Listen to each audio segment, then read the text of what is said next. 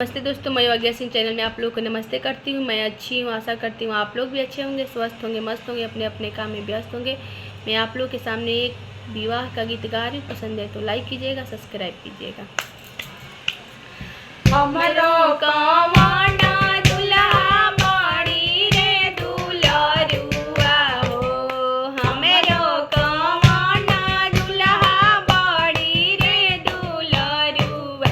अरे खेलाना गईले दूर देश रे लाला नवाया रे, खेलाना गई दूर देश रे लहा से ले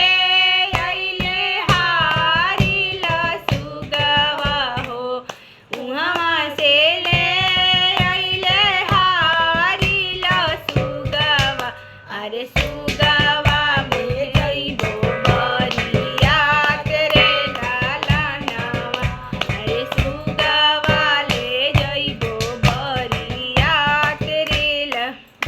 बरियातिया दुआर मानी गइले हो, जब बरियातिया दुआर मानी गइल। अरे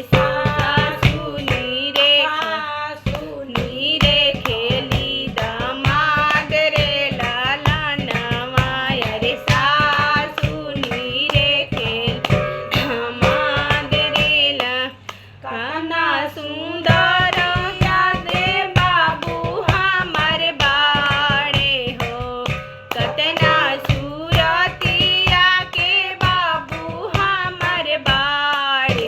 अरे सुगावा ले अइले बरियात रे लाला नवा, अरे